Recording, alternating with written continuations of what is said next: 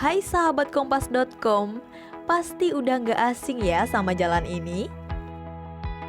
Yap, betul banget, ini Jalan Malioboro di Yogyakarta. Tapi, selain Malioboro ternyata masih banyak loh tempat-tempat menarik di Yogyakarta.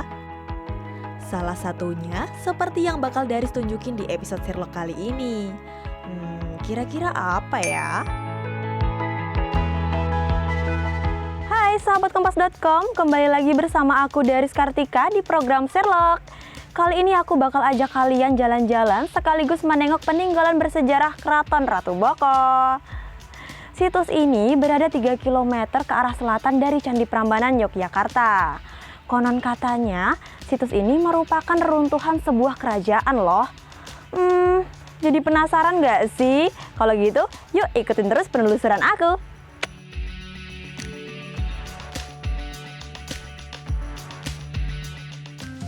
Situs Ratu Boko, salah satu kawasan wisata ini terletak di Jalan Raya Piungan, Prambanan nomor 2, Gatak Bokoharjo, Kecamatan Prambanan, Kabupaten Sleman, Yogyakarta. Oh iya, kalian tahu nggak sih situs Keraton Ratu Boko ini berdiri sejak kapan?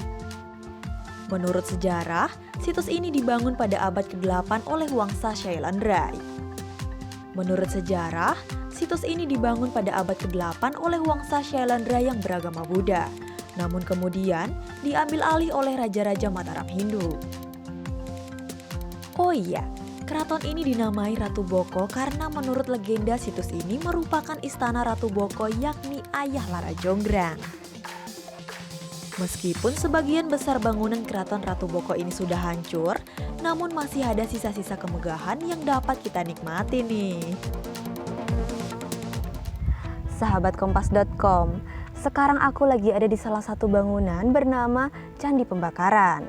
Menurut sejarah, dulunya lokasi ini sering digunakan untuk membakar sesajen. Tak hanya itu, bangunan Candi Pembakaran merupakan sebuah bangunan suci yang sering digunakan untuk upacara keagamaan. Nah, tak jauh dari lokasi Candi Pembakaran ini, terdapat juga sebuah sumur suci, sahabat kompas.com.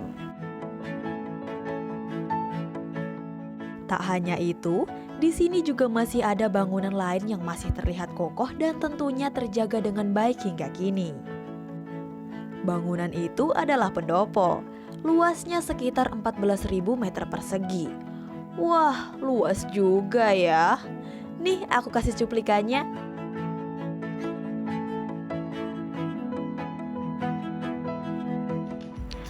Kalau sekarang aku lagi ada di bangunan Keputren, yang dulunya digunakan sebagai tempat tinggal para putri.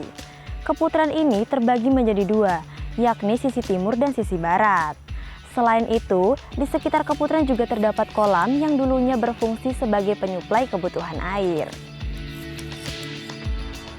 Oh iya sahabat kompas.com, Keraton Ratu Boko ini ramai didatangi wisatawan bukan hanya untuk melihat dari sisi sejarahnya saja. Namun sepertinya Keraton Ratu Boko merupakan tempat yang cocok untuk melihat cantiknya matahari terbenam.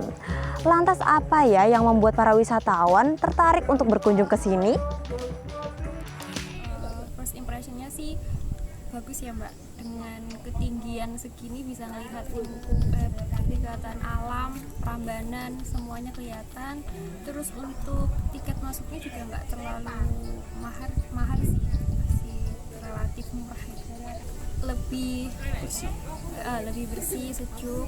Manfaatnya mungkin dari budaya ya Mas, dari budaya, terus mengingat sejarah-sejarah sebelumnya. Oh jadi nenek moyang dahulu seperti ini ya pembuatannya, terus kita bisa lihat dari segi-segi bangunan. Rekomendasi banget sih kesini, bisa refresh pikiran juga, bisa lihat sunset juga ataupun sunrise. Atau juga jam sunset. Kita bisa belajar sih, apalagi juga ini kan juga peninggalan di masa lalu gitu ya. Kita bisa belajar, kita bisa ambil apa yang terbaik dari sini juga sih. Kalau manfaat yang saya dapat sih, kalau saya ya, untuk lebih bisa menghargai dan menjaga dan merawat warisan budaya. Harapannya ya mungkin bisa menjadi lebih baik lagi, dan terutama bangunan-bangunan yang mungkin runtuh bisa segera diperbaiki gitu ya, supaya kita bisa melihat oh seperti ini loh peninggalan leluhur kita di masa yang lalu. Tempatnya bagus sih yang pasti, karena kalau situs candi kayak gini kan jarang ada yang sehijau ini ya. Jadi kita ngerasa kalau ini tuh masih hijau, bagus. Dan karena di ketinggian ya, jadi bisa ngelihat pemandangan ke bawah juga. Kalau menurut aku sih uniknya Ratu Boko ini karena bentuk dari candinya sendiri tuh beda ya dibanding candi-candi yang lain. Kalau candi-candi yang lain kan dia termasuk tinggi bangunannya. Kalau di sini kebanyakan kayak pendopo, terus pelataran dan kayak gerbang-gerbang gitu sih. Jadi dari segi arsitekturnya agak beda ya. Jadi lebih unik lah di sini. Kalau kata anak sekarang sih mungkin healing ya gitu, buat senang-senang. Sama paling dapat pengetahuan sejarah yang baru sih terkait si Candi Ratu Boko ini sendiri gitu.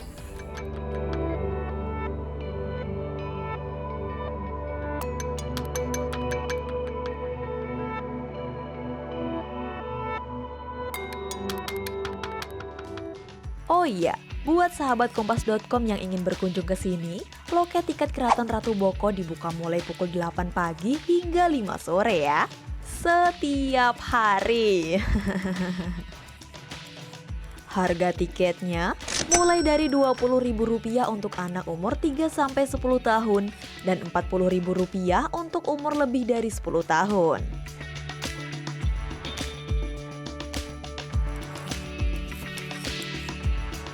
Itu dia perjalanan aku di Keraton Ratu Boko. Semoga suatu saat nanti kalian semua bisa kesini ya.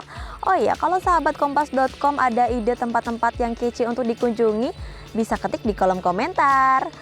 Oke, sekian dulu untuk episode Sherlock kali ini. Aku Daris Kartika pamit undur diri. Jangan lupa simak informasi lainnya hanya di kompas.com, jernih melihat dunia.